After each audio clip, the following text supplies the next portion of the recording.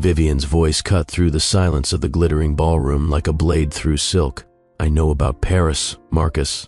I know about Singapore.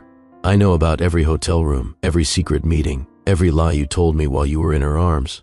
Marcus Ashford's champagne glass froze halfway to his lips.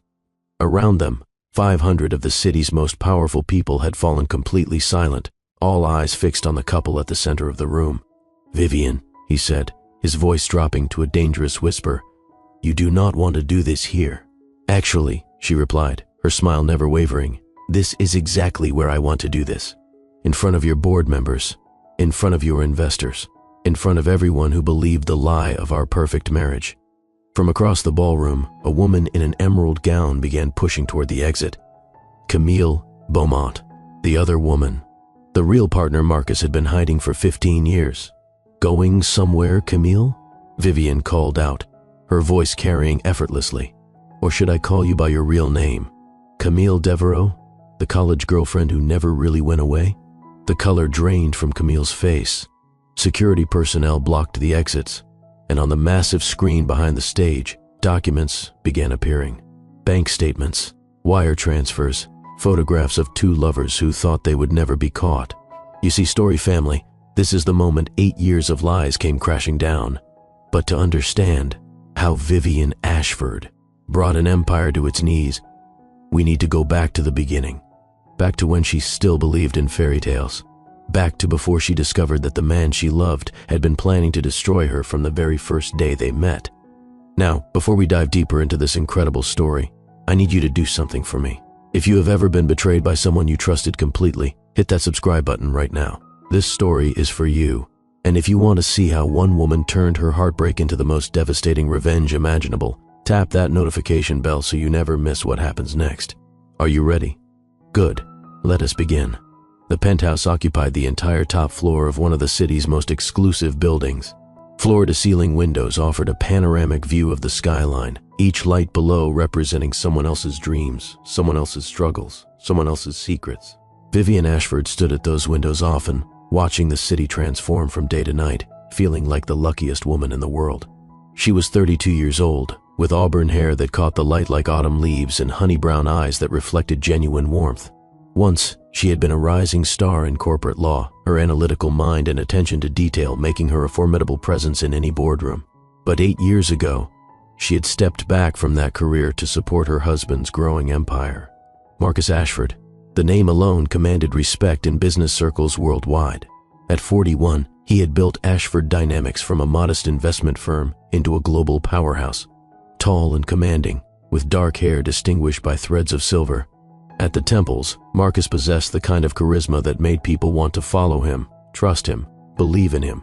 The financial magazines called him the Golden King of Wall Street. His competitors called him untouchable. His wife called him her everything. Their love story had been the stuff of legends, at least the version everyone knew. They had met at a charity gala 8 years ago. Vivian, fresh from a victory in a high-profile fraud case, had been celebrating with colleagues. Marcus, already wealthy but not yet the titan he would become, had spotted her across the room and made his way through the crowd with singular purpose. "You are the most beautiful woman here," he had said, his dark eyes holding hers with an intensity that made her breath catch. "And I suspect you are also the most intelligent, both qualities I find irresistible. Does that line usually work for you?" She had replied, amused despite herself. "I have never used it before." He had smiled, and something in that smile had made her believe him. I have been waiting to meet someone worth saying it to. Within a year, they were married. A ceremony covered by every society page, attended by the elite of multiple continents, proclaimed as the wedding of the decade. Vivian remembered every detail. The way Marcus had looked at her as she walked down the aisle. The tears in his eyes as he spoke his vows. The way he had held her during their first dance as if she were the most precious thing in his world. "I will love you forever," he had whispered against her hair. "You are my heart, Vivian. My home." She had believed every word. Their life together had been everything she had dreamed of, and more. Traveling the world on Marcus's business trips. Hosting elegant dinner parties where captains of industry sought Marcus's favor. Quiet Sunday mornings with coffee and newspapers, his hand finding hers across the breakfast table. They had talked about children, about growing old together, about the legacy they would build, not just in business, but in the family they would create. "I want a daughter with your eyes," Marcus had told her one night, his hand resting on her stomach as they lay in bed. "And a son, with your stubborn determination. Why can it not be a daughter with my determination and a son with your eyes?" She had teased. "That works too." He had kissed her softly. "As long as they are ours." 8 years of memories. 8 years of believing she knew exactly who her husband was. 8 years of beautiful lies. But Story family, there were signs. There always are. Looking back, Vivian would recognize them, scattered through their marriage like breadcrumbs she had been too trusting to follow. The business trips that grew more frequent as the years passed. London, Paris, Singapore, Tokyo. Marcus was always traveling, always closing deals, always too busy to video chat at night. "Darling, the time difference is impossible," he would text. "Get some sleep.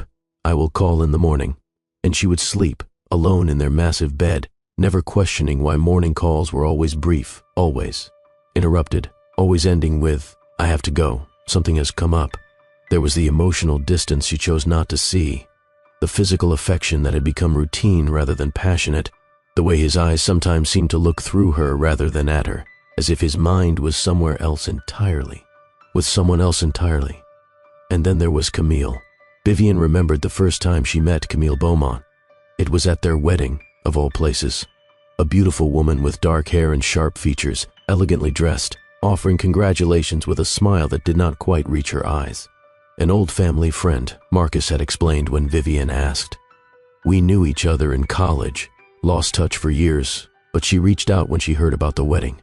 "She seems lovely," Vivian had said, though something about the way Camille looked at Marcus made her slightly uneasy. "She is harmless," Marcus had assured her, pulling her close for a kiss. "You are the only woman I see, Vivian. The only one who matters." Over the years, Camille had remained a peripheral presence. She appeared at charity galas, at business functions, always elegant, always poised, always watching Marcus with an expression Vivian could never quite read. "She seems to attend a lot of your events," Vivian had mentioned once, early in their marriage. Marcus had laughed. "Camille is a financial consultant. She goes where the money is.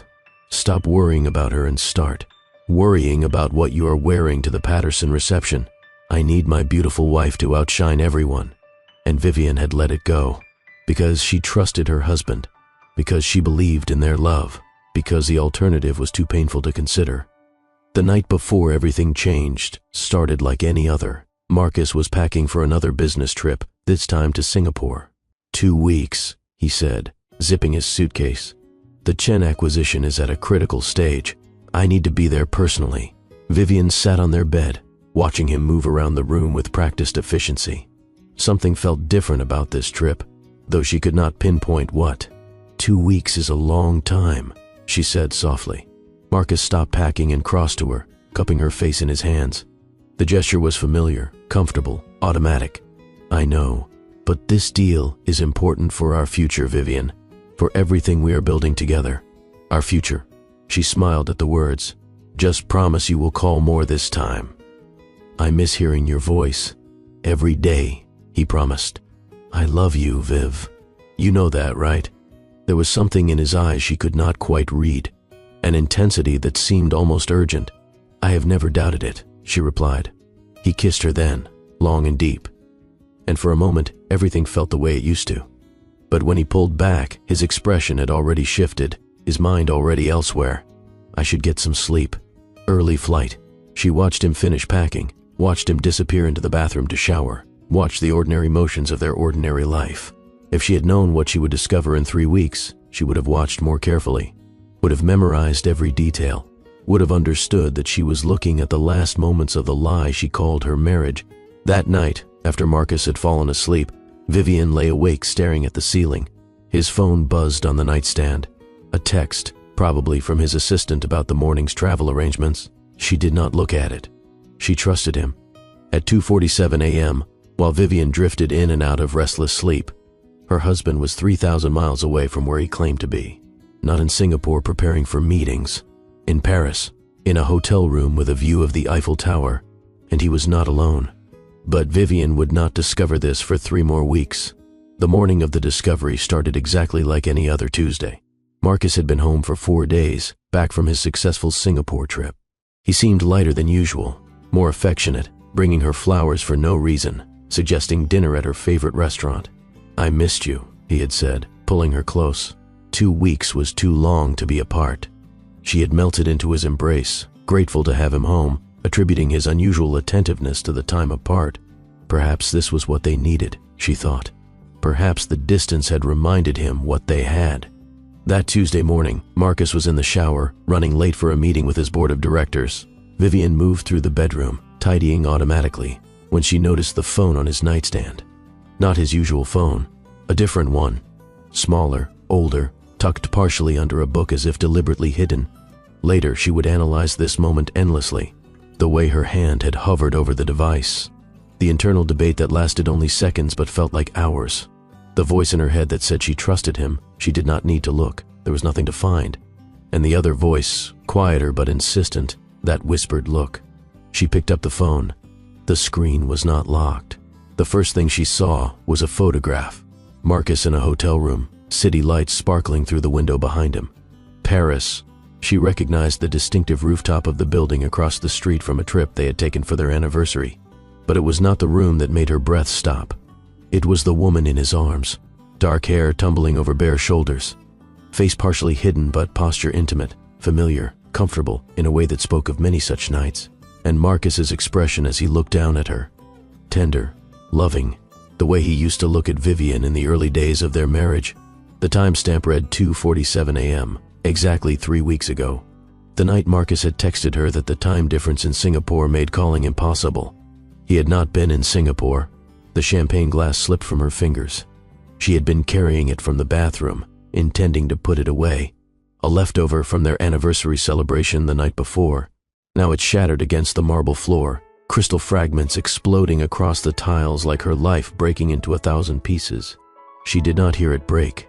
There was only the rushing of blood in her ears, the pounding of her heart, the photograph searing itself into her memory. Her hands moved without conscious thought, scrolling through the messages.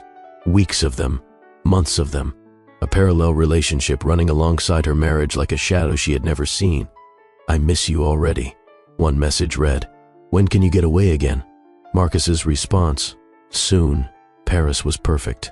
Singapore cover worked flawlessly. Singapore cover, the words blurred before her eyes.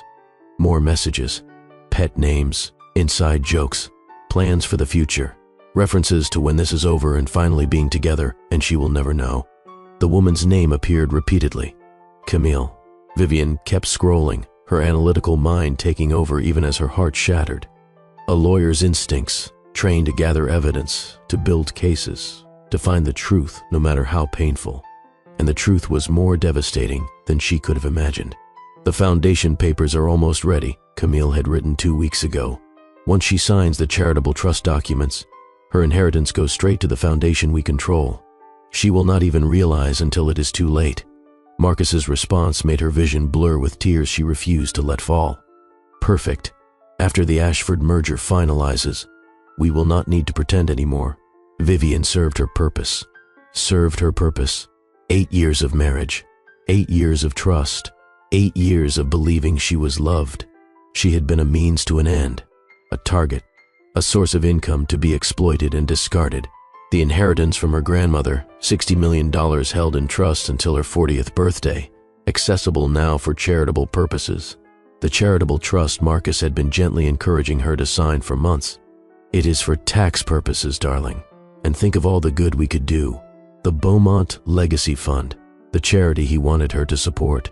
Co-founded, she now understood, by Marcus and his real partner, his real love.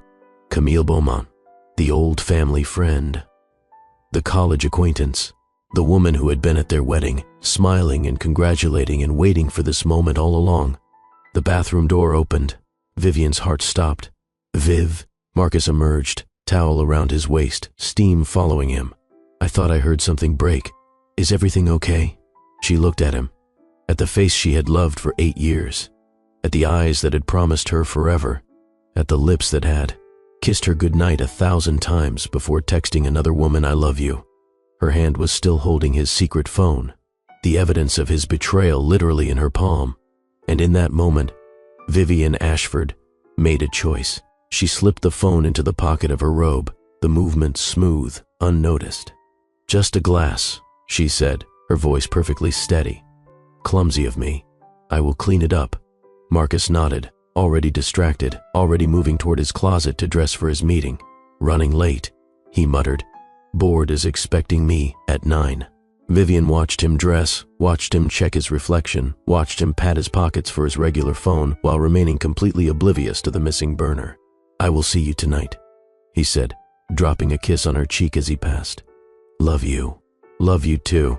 The words tasted like ash in her mouth, but she said them, and she smiled, and she watched him walk out the door, completely unaware that his wife had just become his enemy. Story family, I want you to take a moment and think about what you would have done in Vivian's position. Would you have screamed? Thrown things? Confronted him right there in your bedroom with the evidence in your hand? Most people would have, and most people would have lost. Because here is what Vivian understood in that terrible clarifying moment. Emotion is not evidence. Anger is not a strategy. If she confronted Marcus now, he would deny everything. He would gaslight her. He would hide the evidence, warn Camille, and turn his considerable resources against her. By the time the divorce was finalized, she would end up with nothing, looking like the hysterical wife while he played the wronged husband. No, Vivian had not become one of the youngest partners at a top law firm by being impulsive. She had done it by being strategic, by thinking 10 steps ahead, by understanding that the battle was won not by the first strike, but by the best prepared. Marcus thought he was the predator in this marriage. He was about to learn that he had been living with a much more dangerous creature all along. For the next 3 hours, Vivian worked. She connected his secret phone to her laptop, downloading every message, every photograph, every email. She backed up the files to encrypted cloud storage. She documented everything with the meticulous precision of the lawyer she had once been. And then she made 2 phone calls that would change everything. The first was to Juliet Moreno. They had met at Yale Law School 20 years ago, bonded over late nights in the library, and shared frustration with professors who underestimated them. While Vivian had gone into corporate law, Juliet had become a forensic accountant, one of the best in the country, with clients ranging from Fortune 500 companies to the FBI. She also happened to be Vivian's closest friend. "I need your help," Vivian said when Juliet answered. "Are you okay?" "You sound strange."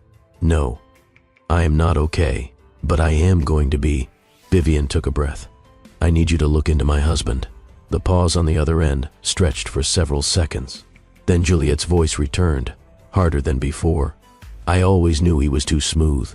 Nobody is that perfect unless they are hiding something ugly underneath. Tell me everything." Vivian did. Every message, every photograph, every reference to the inheritance scheme and the foundation and the 15 years of lies. When she finished, Juliet let out a low whistle. "This is not just infidelity," she said. "This is fraud, conspiracy, possibly racketeering depending on how deep this foundation scheme goes. I know. What do you want to do?" Vivian looked out the window at the city she had once felt she owned, at the life she had once thought was perfect. "I want to take everything they built on my trust," she said slowly, "and burn it to the ground. Then we better get started." The second call was to Dominic Reeves. Vivian had worked with him briefly years ago before she left corporate law. He was brilliant, ruthless, and absolutely fearless in the courtroom. More importantly, he specialized in complex financial litigation and had a particular talent for making powerful men pay for their crimes. "Mrs. Ashford," he said when she identified herself, "it has been years. What can I do for you?" "I need your help destroying my husband." A pause, then a low chuckle. "I am intrigued. Tell me more." By the end of that call, Vivian had retained one of the most expensive legal teams in the country. Dominic was already pulling together investigators, forensic specialists, and contacts at the FBI who owed him favors. "What do you want out of this?" he had asked as they concluded their discussion. Vivian considered the question carefully. "Everything," she answered. "I want him to lose everything. His company, his reputation, his freedom. I want him to spend the rest of his life knowing that the woman he used and betrayed was the one who brought him down." Dominic's voice held a note of admiration. "Let us get started." And so began 3 weeks of the most carefully orchestrated deception Vivian had ever executed. Every morning she woke beside Marcus and smiled. Every evening she asked about his day and nodded at his lies. Every night she lay in their bed and planned his destruction. "You seem different lately," Marcus commented one evening, studying her across the dinner table with something that might have been suspicion or might have been simple curiosity. Vivian sipped her wine, meeting his eyes without flinching. "Different how?" "Lighter, somehow. Happier. Have you been seeing friends more?" "Just staying busy while you work." Vivian reached across the table to squeeze his hand, the gesture as natural as breathing despite the revulsion crawling beneath her skin. "I have been thinking about the future, actually, about what I really want." "Oh?" Satisfaction flickered in Marcus's dark eyes.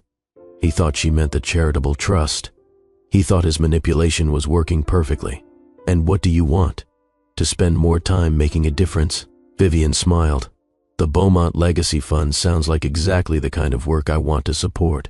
The relief in his expression would have been comical if it was not so infuriating. He had no idea, absolutely no idea. "I will have the paperwork ready this week," he said, his thumb stroking circles on her hand. "You are going to love what we have planned." "I am sure I will, darling. I cannot wait." Story family, if you have ever had to pretend that everything was fine when your world was falling apart, you know exactly what Vivian was going through. Every smile was a performance. Every "I love you" was a knife in her own heart. But she held on. She stayed strong, because the alternative was letting them win, and Vivian Ashford had no intention of losing. While Vivian played the devoted wife, her team worked around the clock. Juliet's investigation revealed layers of corruption that made the affair seem almost innocent by comparison. The Beaumont Legacy Fund was not a charity. It was a shell company, designed to funnel money from sources that would make federal investigators weep with joy. "Money laundering," Juliet reported during one of their clandestine meetings in a coffee shop far from Marcus's usual haunts. "Corporate espionage. At least 3 instances of insider trading that I can document.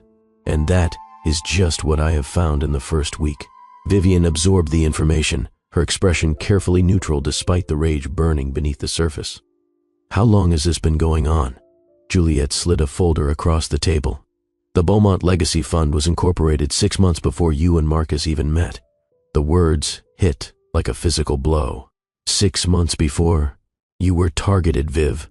From the very beginning. Your grandmother's trust, your legal background that lent credibility, your trusting nature. Marcus did not fall in love with you. He chose you. Like a mark, like a victim. And Camille? Juliet's expression darkened. Camille Devereaux. That is her real name. She and Marcus were college sweethearts. Their relationship never ended. It just went underground when Marcus decided he needed a respectable wife to provide cover for his operations. 15 years. At least. Vivian closed her eyes, processing. 15 years. That meant every moment of her marriage, every anniversary, every holiday, every whispered "I love you" had happened while Camille was waiting, patient, knowing that eventually Vivian would serve her purpose and be discarded. "I want everything," Vivian said softly. "Every document, every transaction, every piece of evidence that proves what they have been doing. You will have it," Juliet promised. "And Viv, I am glad you called me. I never trusted him. You should have said something. Would you have listened?" Vivian did not answer. They both knew the truth. The evidence accumulated rapidly. Dominic's investigators uncovered connections between Ashford Dynamics and offshore accounts in 3 countries. The money flowing through the Beaumont Legacy Fund traced back to corporate espionage, stolen trade secrets from competitors that conveniently ended up benefiting Marcus's company. It was not just fraud. It was a criminal enterprise, sophisticated and sprawling, with tentacles reaching into legitimate businesses and government contracts alike. "We have enough to take to the FBI right now," Dominic reported. "But I want more. I want to bury them so deep they never see daylight again." "What else do we need?" Dominic smiled, the expression of a predator scenting blood. "Witnesses, and I think I know where to find them." Meanwhile, Marcus remained blissfully unaware. He continued his affair with Camille, continued his business schemes, continued treating his wife as a convenient accessory to be used and discarded at his leisure. "The charitable trust papers," he mentioned casually one evening, sliding a folder across the breakfast table. "I had legal draw them up. Whenever you are ready to sign." Vivian picked up the documents, scanning them with an attorney's practiced eye. The language was clever, designed to sound benevolent while actually transferring control of her inheritance to the foundation. to Marcus. To Camille. "These look thorough," she said, her voice conveying only admiration. "You have thought of everything. I want to make sure your legacy is protected." Marcus sipped his coffee, the picture of husbandly concern. "This way, we can do so much good together. Can I take a few days to review them properly? Old habits from my legal days." A flicker of impatience crossed his features before he smoothed it away. "Of course, take all the time you need." But even as he said the words, she caught the tension in his jaw, the slight tightening around his eyes. He wanted those documents signed, needed them signed. And suddenly Vivian understood why. She waited until Marcus left for work, then called Juliet. "The Ashford Dynamics annual shareholder meeting," she said. "It is in 3 weeks." "I know." Juliet's voice was cautious. "What about it?" "That is his deadline. Whatever they are planning, it happens before or during that meeting. Check the financials again. Look for any unusual transactions scheduled around that time." The pause stretched for several seconds. "Viv, what are you thinking?" "I am thinking," Vivian replied slowly, "that the best time to expose a predator is when he thinks he is about to catch his prey." That night, lying beside her sleeping husband, Vivian stared at the ceiling and felt the pieces falling into place. Marcus wanted her inheritance transferred before the shareholder meeting. That meant the money was needed for something. Probably to cover a gap in the company's finances. Probably the result of his illegal activities finally catching up with him. He had built his empire on fraud, and now that empire was starting to crumble. Her money was supposed to be the foundation that kept it standing. Well, she would give him a foundation, all right. Just not the kind he was expecting. "Story family, I want to pause here and ask you something. What would it take for you to maintain your composure in this situation? To sleep beside someone who had been planning your destruction for years? To smile and kiss them goodbye knowing every word from their mouth was a lie? Most people could not do it. Most people would break. But Vivian was not most people, and her patience was about to pay off in ways Marcus Ashford could never have imagined. The Ashford Dynamics annual gala was 3 days away. The theme was New Horizons. 500 guests, media coverage from every major outlet, the city's most powerful people gathered in one glittering room. Marcus's moment of triumph, and Vivian's moment of truth. "We have everything," Dominic told her during their final strategy meeting. "The FBI is ready to move. We have witnesses prepared to testify. The forensic evidence is airtight. Marcus Ashford and Camille Devereaux are going to prison." Vivian nodded, but her mind was already moving ahead. "I do not want them just arrested," she said. "I want them humiliated. I want everyone who ever admired Marcus to watch his mask crumble. I want him to lose everything in front of the world." Dominic studied her for a long moment. "That is personal. This is personal. 8 years of my life. 8 years of loving someone who was using me as a pawn in his schemes." She met his eyes without flinching. "I want him to know that the woman he dismissed as a convenient accessory is the reason he is spending the rest of his life in a cell." Dominic smiled slowly. "Then let us give him a night he will never forget." The morning of the gala, Vivian stood before her closet and selected her armor with care. No more muted tones, no more playing it safe. Tonight she would wear crimson, a gown that hugged her figure like liquid fire. Bold where she had always been subtle. Fierce where she had always been gentle. At her throat, her grandmother's diamond necklace. A reminder of what Marcus had tried to steal. A symbol of what she was fighting for. "You look stunning," Marcus said when she descended the staircase. Genuine admiration in his voice. The irony was not lost on her. He was complimenting the woman who was about to destroy everything he had built. "Thank you," she replied, taking his arm. "Tonight feels important somehow." If he noticed the edge beneath her words, he gave no sign. "It is important," he agreed, guiding her toward the door. "This gala is going to change everything." On that, at least, they were in complete agreement. Story family, we are about to reach the most satisfying part of this story. The moment when 8 years of lies come crashing down. The moment when Marcus and Camille finally face the consequences of their actions. The moment when Vivian proves that the most dangerous enemy is the one you underestimate. But before we get there, I want you to do something for me. If you are rooting for Vivian, if you want to see Marcus get exactly what he deserves, hit that like button right now. And drop a comment below telling me what you would have done in her position. Would you have had the patience to wait? The discipline to plan? The strength to execute? Because what happens next, story family, is going to be absolutely devastating, and I cannot wait for you to see it. Now, let us continue. The ballroom of the Ashford Dynamics headquarters had been transformed into something out of a fantasy. Crystal chandeliers cast prismatic light across the gathered crowd. Champagne towers glittered like liquid gold. A string quartet played softly in the corner, while servers in crisp uniforms circulated with trays of canapes. 500 of the city's elite had gathered to celebrate the company's success and hear Marcus's announcement about the future of Ashford Dynamics. None of them knew they were about to witness a public execution. Vivian worked the room with practiced grace, her smile bright and her small talk flawless. But behind the performance, her mind was cataloging everything. Security cameras positioned to capture every angle. Journalists with recorders in their pockets. Board members whose support Marcus desperately needed. And there, across the room in emerald silk, stood Camille Beaumont. Their eyes met across the glittering space. Camille's expression held a flicker of triumph, the satisfied smile of a woman who believed she had already won. 15 years of waiting, and her prize was finally within reach. Poor thing, Vivian thought. She has no idea what is coming. Champagne in hand, Vivian made her way across the room. She watched Camille's expression shift slightly as she approached, uncertainty flickering beneath the polished surface. Mrs. Ashford. Camille's voice was smooth, carefully controlled. What a lovely gala. Marcus always knows how to impress. He does, Vivian agreed, her smile warm and genuine. He is excellent at creating impressions. A pause.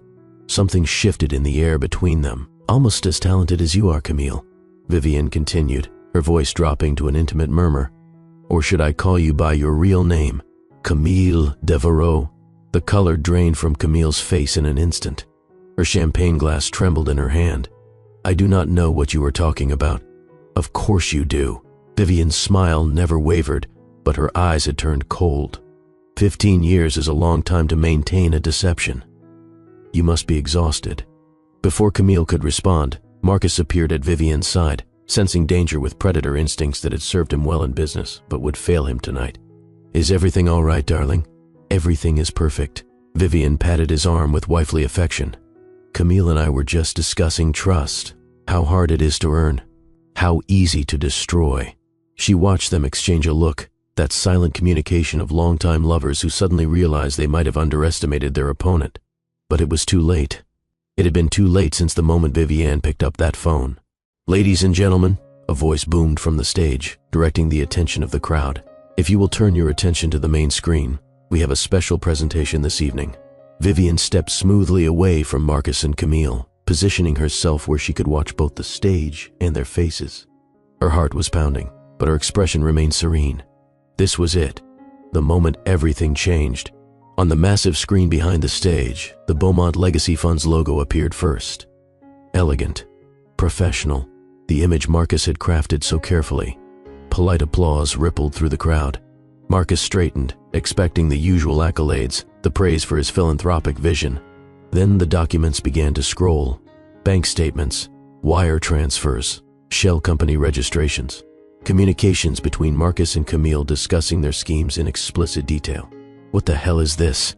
Marcus's voice cut through the confused murmurs of the crowd. He lunged toward the projection booth, but security personnel blocked his path. Not his security, Vivian's security. This is the truth, Marcus. Vivian's voice carried clearly through the ballroom, steady and controlled despite the chaos erupting around her. The truth about your foundation, about the money laundering, about the corporate espionage that built your empire. She paused, letting the words sink in, watching the shock ripple across his face. And the truth about your 15-year relationship with your old family friend. The screen displayed photographs now. Intimate images spanning years of deception. Marcus and Camille in Paris, in London, in Milan. At events where Vivian had also been present. Two lovers hiding in plain sight while the third member of their triangle smiled obliviously for the cameras. This is manipulation, Marcus snarled, advancing toward her with fury blazing in his eyes. You cannot prove any of this. I can prove all of it. Vivian met his rage without flinching. 8 years of marriage taught me many things, Marcus. Chief among them, always keep copies. Your personal server at the house, the one you thought was impenetrable? I have had access for weeks." She watched understanding dawn in his eyes, the realization that his carefully constructed world was collapsing, that the woman he had dismissed as a convenient accessory had become his destruction. "And those charitable trust documents you wanted me to sign?" She continued. "The ones that would have given you control of my inheritance? I did sign them. A modified version that transferred everything into an account you will never touch. My grandmother's money is safe."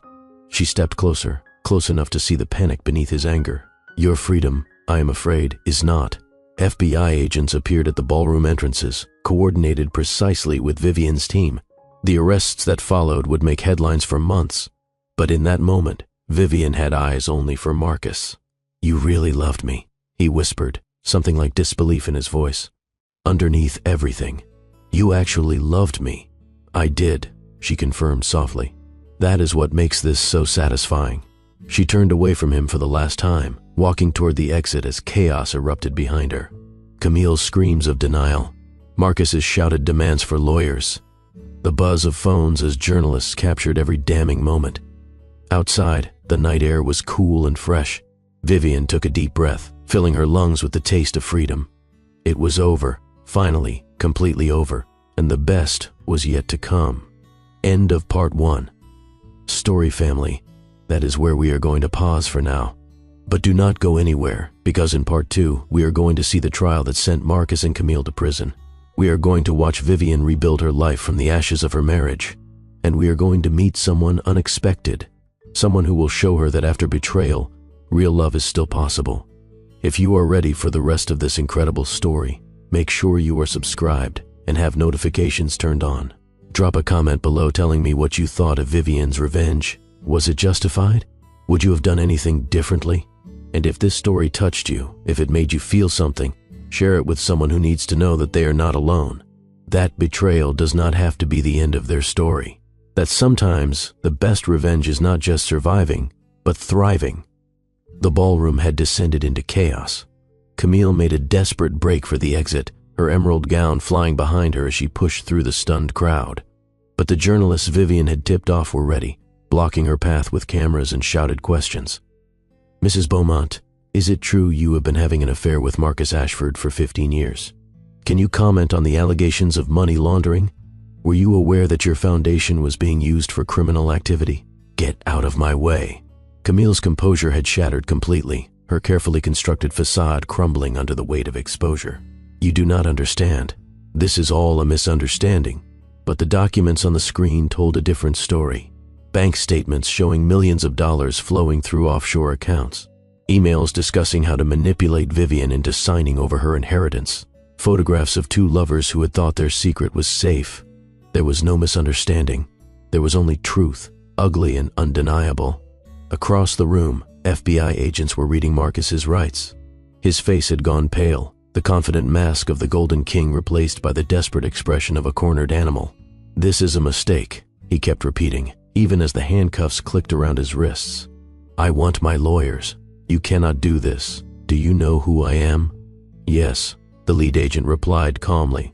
"You are Marcus Ashford, and you are under arrest for wire fraud, money laundering, and conspiracy to commit financial crimes. You have the right to remain silent.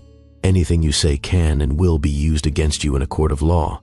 Vivian watched from across the room as her husband of 8 years was led away in handcuffs. She expected to feel triumph, satisfaction, maybe even joy. Instead, she felt hollow, empty, like the last 8 years had been carved out of her chest, leaving nothing but a void where her heart used to be. "Mrs. Ashford?" She turned to find Dominic at her side, his expression concerned despite the victory they had just achieved. "It is over," he said softly. "You did it." Vivian nodded slowly, her eyes still fixed on the doors where Marcus had disappeared. "Then why does it feel like I lost something?" Dominic was quiet for a moment before responding. "Because you did. You lost the life you thought you had, the person you thought you loved, the future you thought was waiting for you." He placed a gentle hand on her shoulder. "But what you gained is more important. You gained the truth. And now you can build something real." Vivian considered his words as the ballroom slowly emptied around them. Board members huddled in shocked clusters, already calculating the damage to their portfolios. Journalists scribbled furiously, composing the headlines that would dominate tomorrow's news. Security personnel escorted confused guests toward the exits. And somewhere in the city, Marcus and Camille were being processed into federal custody, their empire crumbling around them. It was over, finally, truly over. But Vivian knew that endings were also beginnings, and she had no idea what her new beginning would look like. The aftermath of the gala unfolded like a slow-motion earthquake, with aftershocks that would continue for months. By morning, the story was everywhere. Every news outlet, every social media platform, every water cooler conversation in the country was discussing the spectacular fall of Marcus Ashford, the Golden King dethroned by his own wife, the perfect marriage revealed as a 15-year lie. Ashford Empire falls, the headlines screamed. CEO arrested at own gala. Wife exposes husband's criminal conspiracy and long-term affair. Vivian watched the coverage from a hotel suite far from the penthouse she had shared with Marcus. She could never go back there, the place where she had believed. Her self-love was now just a crime scene, crawling with FBI agents cataloging evidence. "You should try to sleep," Juliet said, lowering herself onto the couch beside Vivian. "You have been awake for almost 40 hours. I cannot." Vivian's eyes remained fixed on the television screen where a panel of experts was analyzing the scope of Marcus's crimes. "Every time I close my eyes, I see his face. The way he looked at me when he realized what I had done. Good. Let him haunt you for a few days, then let him go." Vivian finally turned to look at her friend. "Is it wrong that part of me still loves him? Or at least, loves the person I thought he was?" Juliet considered the question carefully before answering. "No. That is human. You spent 8 years building a life with someone. Those memories do not disappear just because you discover they were built on lies." She reached over to squeeze Vivian's hand. "But that love was for a fantasy. The real Marcus Ashford was never worthy of you. And the sooner you accept that, the sooner you can move on. Move on." The words felt foreign, impossible. How did someone move on from having their entire reality exposed as fiction? But as the sun rose over the city, painting the sky in shades of pink and gold, Vivian felt something stirring beneath the numbness. Not hope, exactly. Not yet. But something like determination. She had survived the worst thing that had ever happened to her. She had faced her betrayers and emerged victorious. Whatever came next, she would face it the same way. One step at a time, one day at a time, until she found her way back to something real. The trial began 3 months later, after a summer filled with depositions, evidence reviews, and plea negotiations that went nowhere. Marcus and Camille were tried separately, but simultaneously, their cases intertwined like the conspiracy they had built together. Vivian attended every day, sitting in the front row of the gallery, her presence a constant reminder to both defendants of the woman they had underestimated. The prosecution's case was devastating. Witness after witness took the stand to testify about the scope of the criminal enterprise. Former employees who had been pressured to falsify documents, competitors whose trade secrets had been stolen, financial experts who traced millions of dollars through a labyrinth of shell companies and offshore accounts, and at the center of it all, the Beaumont Legacy Fund, the charitable foundation that was anything but charitable, the vehicle through which Marcus and Camille had laundered money, evaded taxes, and planned to steal Vivian's inheritance. "Mrs. Ashford," the prosecutor said during Vivian's testimony, "can you describe what you discovered on your husband's phone on the morning of April 15th? Vivian's voice was steady as she recounted the story she had lived through. The photographs, the messages, the plans to transfer her inheritance to the foundation. "I discovered that my marriage was a lie," she said simply, "that my husband and his partner had targeted me from the beginning, that every moment I thought I was loved, I was actually being used." From the defense table, Marcus watched her with an expression she could not read. Anger, regret, disbelief that the woman he had dismissed as harmless had become his destruction. It did not matter. None of it mattered anymore. Camille's defense attorney tried a different approach during cross-examination. "Is it not true, Mrs. Ashford, that you orchestrated a public humiliation of your husband rather than pursuing legal channels privately?" "I exposed criminal activity," Vivian replied calmly. "The venue was chosen to ensure that evidence could not be destroyed and that witnesses could not be intimidated. I am not a prosecutor. I simply made sure the right people had access to the truth. And the timing? The gala, the media presence, the theatrical reveal?" Vivian met the attorney's eyes without flinching. My husband spent 8 years lying to me in front of the entire world. It seemed fitting that the truth should be revealed the same way. A murmur of approval rippled through the gallery.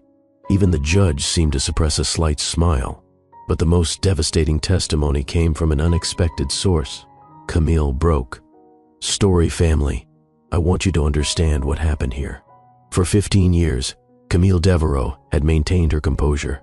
Through the affair, through the schemes, through the construction of an elaborate criminal enterprise, she had been the cool, calculating partner to Marcus's charismatic frontman.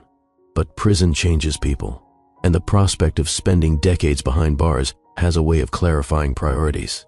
2 weeks into the trial, Camille's lawyers approached the prosecution with an offer. Full cooperation in exchange for a reduced sentence, testimony against Marcus that would fill in every gap in the evidence.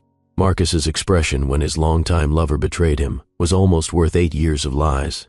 Almost. Camille took the stand as a prosecution witness on a Thursday morning. She was thinner than she had been at the gala, her designer clothes replaced by the plain attire of someone facing justice. But her voice was steady as she detailed every aspect of their conspiracy. "We met Marcus in college," she testified. "We started dating freshman year. Even then, he was ambitious, ruthless, willing to do whatever it took to succeed. And your relationship continued after his marriage to Mrs. Ashford?" "It never stopped." Camille's eyes flickered briefly to Vivian, then away. "The marriage was part of our plan. We needed someone with the right background, money, legal expertise, a reputation that would lend credibility to our operations. So Mrs. Ashford was targeted specifically?" "Yes. Marcus identified her at a charity event almost a year before they officially met. We researched her family's wealth, her career, her personality. She was perfect, trusting, loyal, completely devoted once she fell in love." The courtroom was silent as Camille continued, detailing the scope of their schemes with clinical precision. The shell companies, the money laundering, the corporate espionage, every crime laid bare by the woman who had helped commit them. "And the inheritance?" the prosecutor pressed. "The plan to transfer Mrs. Ashford's trust fund to your foundation?" That was the final phase. Camille's voice dropped slightly. "The company was in trouble. Some of our other ventures had failed, and we needed capital to cover the gaps. Vivian's inheritance was supposed to save us." From across the courtroom, Marcus glared at his former lover with pure hatred. But Camille did not look at him. Perhaps she could not bear to. When it was over, when the final testimony had been given and the closing arguments delivered, the jury deliberated for less than 6 hours. Guilty on all counts, both of them. Marcus Ashford was sentenced to 25 years in federal prison. Camille Devereaux received 12 years in exchange for her cooperation. As the sentences were read, Vivian sat perfectly still in the gallery. She had imagined this moment 1,000 times over the past months. The triumph, the vindication, the satisfaction of seeing justice finally served. But sitting there, watching the man she had loved being led away in chains, she felt only exhaustion. And, strangely, a kind of peace. It was over, truly over, and now, finally, she could begin to heal. Outside the courthouse, reporters swarmed around her, shouting questions and thrusting microphones toward her face. "Mrs. Ashford, how do you feel about the verdict? Will you be pursuing civil action against the remaining assets? Do you have any message for your former husband?" Vivian paused on the courthouse steps, the autumn sun warm on her face. She considered ignoring the questions, pushing through the crowd to the waiting car. But something made her stop. "I spent 8 years loving someone who did not exist," she said, her voice carrying clearly across the crowd. "I trusted completely, and that trust was used against me. Today, justice was served, but I want everyone watching to understand something." She looked directly into the nearest camera. "What happened to me was not my fault. I did nothing wrong by loving someone. The fault lies entirely with those who chose to betray that love. And if you are watching this, if you have been through something similar, I want you to know that you are not alone, that you are not broken, and that your story does not end with someone else's betrayal." She turned and walked toward her car, leaving the reporters scrambling to process her words. Behind her, the courthouse doors closed on the chapter of her life that contained Marcus Ashford. Ahead of her lay everything else. Story family, I want to pause here for a moment and talk about something important. What Vivian said on those courthouse steps was not just for the cameras. It was for everyone who has ever been betrayed by someone they loved. Betrayal does not define you. The lies someone else told do not determine your worth. And the pain you feel right now, as real and overwhelming as it is, will not last forever. You will heal. You will grow. You will find your way to something better. And sometimes, when you least expect it, love will find you again. If you are going through something difficult right now, drop a comment below. Let me know you are here. Let me know you are fighting, because you are not alone in this story, family. We are all in this together. Now, let us continue with Vivian's journey, because her story is far from over. 6 months after the trial, Vivian stood in her new office and marveled at how much had changed. The penthouse was gone, sold to someone who did not know or care about its history. The Ashford name had been stripped from everything she owned, replaced by her maiden name. The social circles that had once welcomed her as Marcus Ashford's wife now whispered about her as the woman who brought down an empire. She did not care. For the first time in years, she was building something that was entirely her own. The brownstone she had purchased with her grandmother's inheritance had been converted into the headquarters of her new venture, Ashford Moreno Legal Solutions, a firm dedicated to representing victims of financial fraud, people who had been betrayed by those they trusted, people who needed someone to fight for them. Juliet had come on board as a partner, bringing her forensic accounting expertise to complement Vivian's legal skills. Together, they had already helped dozens of clients recover assets, expose fraud, and find justice. It was meaningful work, healing work. Every case they won felt like another step away from the darkness Marcus had left behind. But there were still nights when Vivian lay awake, staring at the ceiling, wondering if she would ever feel whole again. The wound had scarred over, but the ache remained. The fear that she would never be able to trust anyone the way she had trusted Marcus. "You need to get out more," Juliet told her one evening as they worked late on a particularly complex case. "Meet people. Remember what it is like to have a life outside of work." "I have a life," Vivian protested. "I have you. I have the firm. I have my clients. You know what I mean." Juliet fixed her with a knowing look. "It has been over a year since the divorce was finalized. You are allowed to move on." "Move on to what? More relationships? More chances to be hurt? More chances to be happy?" Juliet's voice softened. "What Marcus did was terrible, but it was not your fault, and it does not have to be your future. There are good people out there, Viv. People who would never dream of hurting you the way he did." Vivian wanted to believe her, but the walls she had built around her heart were thick and high, and she was not sure she remembered how to let anyone in. Then Harrison Beck walked into her office. It was a Tuesday afternoon, unremarkable in every way until the moment her assistant announced a visitor. "A Mr. Beck to see you. He says he does not have an appointment, but it is regarding a potential partnership." Vivian frowned. She did not take meetings with people who showed up unannounced. Too many journalists had tried that approach in the months following the trial. "Tell him to schedule through the proper channels." "He said you would say that." Her assistant's voice held a hint of amusement. "He also said to tell you that he has information about the Morrison financial case, and he thinks you are going to want to hear it." The Morrison financial case, one of their most complex ongoing investigations involving a web of fraud that had left dozens of families destitute. Vivian had been trying to trace the money for months. Send him in. The man who entered her office was not what she expected. Tall, with kind eyes that held a hint of weariness around the edges. Dark hair threaded with silver at the temples, suggesting he was closer to 40 than 30. He carried himself with quiet confidence, the posture of someone who had nothing to prove. "Mrs. Ashford," he said, extending his hand. "Harrison Beck, thank you for seeing me." "It is Miss Ashford," she corrected automatically, shaking his hand. "I reclaimed my maiden name after the divorce. And you have exactly 5 minutes to explain why I should not have security escort you out." If he was intimidated by her directness, he did not show it. Instead, he smiled slightly and took the seat she indicated. "I read about your firm's work," he began. "What you are doing for victims of financial fraud. It is impressive, and it aligns with something I've been working on for the past 10 years. Which is, I am a financial investigator, former FBI, white-collar crimes division. I left 4 years ago to do private work, helping people uncover the truth about those who have wronged them." Vivian studied him with the assessing gaze she had developed over years of legal practice. He seemed genuine, but she had learned the hard way that appearances meant nothing. Why leave the FBI? Something flickered across his features, a shadow of old pain. My sister, he said quietly. 7 years ago, she was swindled by someone she loved, a business partner who turned out to be running a long con.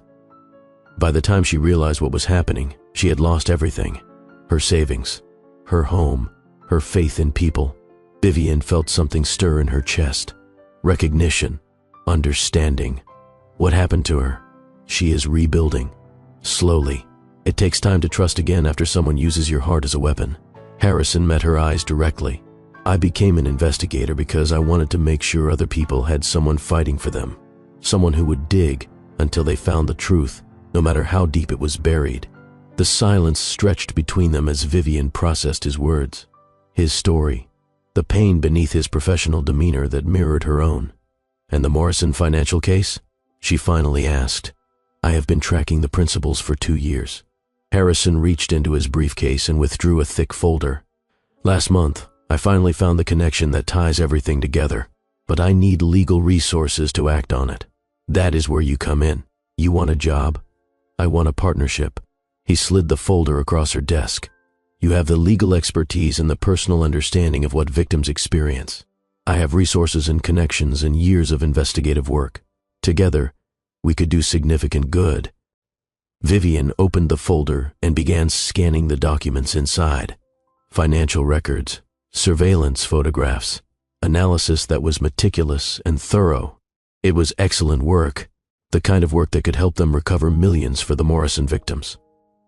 But more than that, something about Harrison Beck felt different.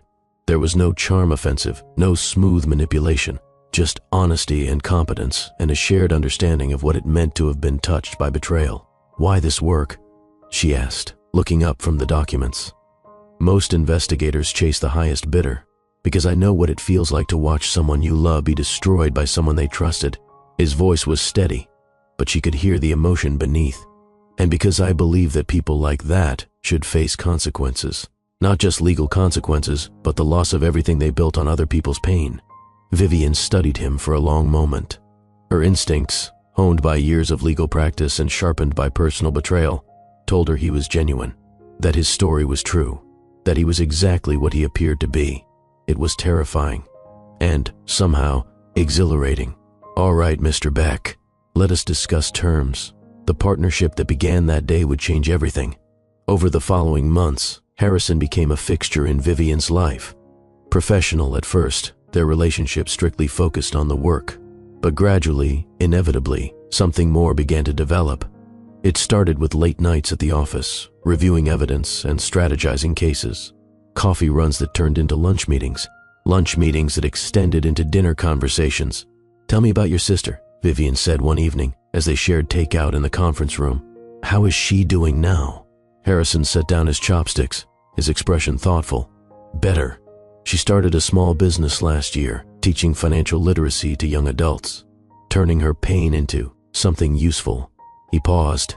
She reminds me of you, actually. How so?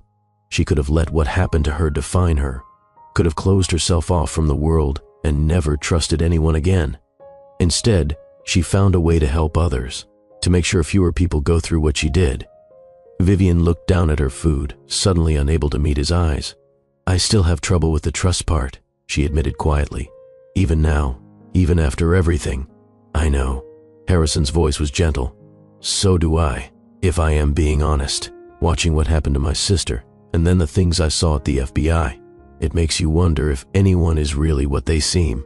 But then, I met you. He waited until she looked up before continuing. And I saw someone who had been through the worst kind of betrayal and come out the other side. Not broken, stronger, determined to help others. It made me think that maybe there are still good people in the world. People worth trusting. The vulnerability in his words made Vivian's breath catch. For so long, she had kept everyone at a distance, protected by walls that no one could penetrate. But something about Harrison made her want to lower those walls, to take a chance. It terrified her, and it excited her in a way she had not felt in years. Story family, I want to talk about something important here. After betrayal, learning to trust again is one of the hardest things a person can do. Every instinct screams at you to protect yourself, to keep everyone at arm's length, to never give anyone the power to hurt you again. But the truth is, closing yourself off completely is just another way of letting the person who hurt you win. They do not just take your trust, they take your future, your capacity for joy, your ability to love. Vivian understood this, and slowly, carefully, she began to let Harrison in. Their first kiss happened on a rainy Thursday evening. They had just won a major case, recovering nearly $3 million for a family who had been defrauded by their financial advisor. The celebration at the office had wound down, and they found themselves alone in the conference room, the city lights twinkling through rain-streaked windows. "We make a good team," Harrison said, raising his glass of champagne in a toast. "We do." Vivian clinked her glass against his. "I could not have done this without you." "Yes, you could have." He smiled. "But I'm glad you did not have to." They were standing close, closer than colleagues, closer than friends. "Vivian," Harrison said softly, "I need to tell you something." Her heart began to race. "What?" "I have been falling for you for months. I have tried to stop, tried to keep things professional, but I cannot." He sat down, his glass turning to face her fully. "You are the most remarkable woman I have ever met, and I understand if you are not ready, if you do not feel the same way. But I needed you to know." Vivian stood frozen, 1,000 thoughts racing through her mind. Fear, hope, the memory of the last time she had trusted a man with her heart. But Harrison was not Marcus. He had never tried to charm her, never tried to manipulate her. He had simply been himself, honest and steady, showing up day after day until she could not imagine her life without him. "I am terrified," she whispered. "After everything that happened with Marcus, I do not know if I can trust myself to love someone again." Harrison reached out, gently taking her hand. "I am not asking for everything at once," he said. "I am just asking for a chance. We can go as slowly as you need. No pressure, no expectations. Just two people who have been through hard things, trying to find their way to something good." Something in his words, in his patience, in his willingness to meet her where she was, broke through the last of her resistance. She stepped closer, rising on her tiptoes, and pressed her lips to his. The kiss was gentle, tentative, two wounded people testing the waters, ready to pull back at the first sign of danger. But the danger never came. There was only warmth and tenderness, and the sweet relief of finally letting someone in. When they pulled apart, both slightly breathless, Harrison rested his forehead against hers. "I am not going anywhere," he murmured. "However long it takes, I will wait." "I know." Vivian smiled, really smiled, for the first time in longer than she could remember. "That is what makes you different." The relationship that blossomed between them was unlike anything Vivian had experienced before. With Marcus, there had been grand gestures, expensive gifts, declarations of love that had turned out to be lies. With Harrison, there was quiet consistency. Morning texts asking how she slept. Coffee delivered to her office exactly the way she liked it. Long walks through the city where they talked about everything and nothing. He never pushed her faster than she was ready to go. Never tried to rush her into commitments she was not prepared for. He simply loved her, patiently and completely, until she finally believed it was real. "I never thought I would feel this way again," she told him one evening as they watched the sunset from the roof of her brownstone. "After Marcus, I was sure I was done with love forever." "How do you feel now?" Vivian considered the question carefully. "Scared," she admitted, "but also hopeful, like maybe the best parts of my life are still ahead of me." Harrison pulled her closer, pressing a kiss to her temple. "They are," he promised, "and I am going to be there for all of them." 2 years after their first kiss, Harrison proposed. He did it simply, without fanfare. A quiet dinner at home, just the two of them. A ring that was elegant but not ostentatious. A question that Vivian had been waiting to hear. "Yes," she said, tears streaming down her face. "Yes, 1,000 times yes." They were married 6 months later in a small ceremony attended only by close friends and family. Juliet was the maid of honor. Harrison's sister, fully recovered and thriving, gave a toast that left everyone in tears. And when Harrison slipped the ring onto Vivian's finger, when they exchanged vows that they both knew they would keep, Vivian felt the last of Marcus's shadow finally lift from her life. She was free. She was loved. She was home. Story family. Sometimes the most beautiful love stories do not start with fireworks. They start with ashes. with broken hearts and shattered trust, with two people who have every reason to give up on love, choosing instead to try again. That is what Vivian and Harrison had. Not a fairy tale, but something better. A real partnership, built on honesty and patience and the shared understanding of what it meant to heal.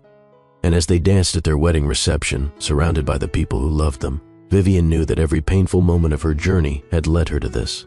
To him, to a happiness she had thought was lost forever. The revenge she had taken on Marcus was satisfying. But this was the real victory. Not destroying the man who had hurt her, but building a life so beautiful that his betrayal became nothing more than a distant memory. 3 years after the wedding, a package arrived at Vivian's door. The return address was a federal prison in upstate New York. Marcus, she considered throwing it away unopened. Whatever he had to say, she did not need to hear it. But something made her pause. Curiosity, perhaps. Or the knowledge that this might be the final piece of closure she needed. Inside was a letter, handwritten on prison stationery. "Vivian," it began. "I have had 5 years to think about what I did and why. The easy answer is greed. I wanted more than I had, and you were a means to get it. But the honest answer is harder. I was afraid of loving someone real. Camille was safe because our relationship was built on mutual benefit, not actual emotion. You terrified me because you made me want to be better than I was.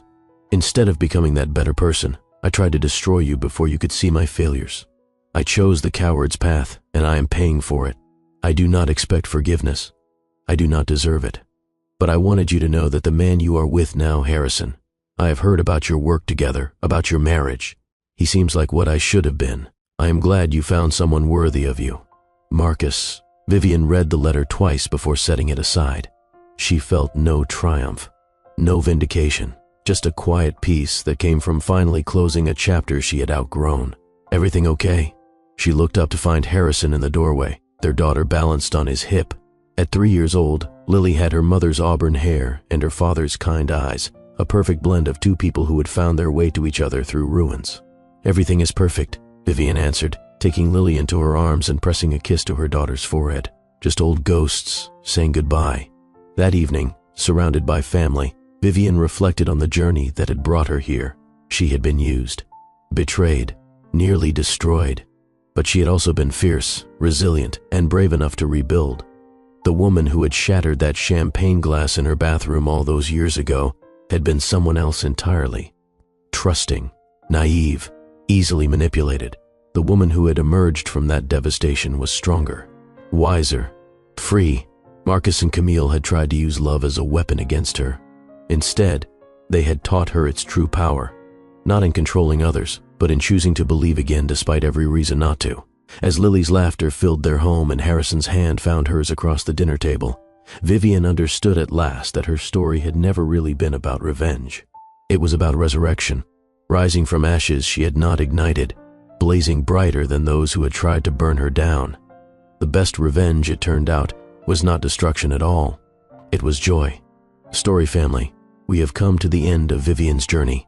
And before I let you go, I want to share some final thoughts about what her story can teach us. First, your worth is not determined by how others treat you. Marcus tried to define Vivian as a target, a victim, a means to an end. But she defined herself as a warrior, a survivor, and ultimately, a victor. No one else gets to decide what you are worth. Second, knowledge is power. Vivian did not confront Marcus in the heat of emotion. She gathered evidence, built a case, and struck when she was ready. Strategy, not anger, won her war. If you are facing a difficult situation, take time to think, to plan, to prepare. Third, the best revenge is living well. Yes, Vivian destroyed Marcus's empire, but her true victory was the life she built after. The firm, helping others, the love she found, the daughter who would never know what betrayal felt like. Fourth, trust your instincts. The red flags were always there. Vivian's only mistake was explaining them away. If something feels wrong, it probably is. Listen to that voice inside that tells you the truth. And finally, real love exists. After Marcus, Vivian could have closed her heart forever. Instead, she chose to believe again. And that courage was rewarded with Harrison, with Lily, with a happiness earned through struggle. I want to talk to you directly for a moment, story family. Maybe you have been through something like Vivian's story. Maybe you are going through it right now. Maybe you are wondering if you will ever be able to trust again, love again, feel whole again. I want you to know that you can. You will. What happened to you does not define you. How you rise from it does. Like Vivian, you have the power to take your pain and transform it into purpose. To take your broken heart and build something beautiful from the pieces. If this story touched you, if it gave you hope, if it made you feel seen, that is why we do this. That is why I tell these stories. You are not alone. You are not broken. And your best chapters are still unwritten. Now, story family, thank you for taking this incredible journey with me. If this story moved you, hit that like button and show some love. If you have not subscribed yet, what are you waiting for? Join our family and never miss a story. I want to hear from you. Drop a comment below telling me what you thought. Did Vivian make the right choice? What would you have done differently? Have you ever had to rise from the ashes of betrayal? Share this video with someone who needs to hear that they are not alone. Sometimes a story can be the light someone needs in their darkness. Until next time, story family, remember, you are worthy of love, loyalty, and truth. Never settle for less.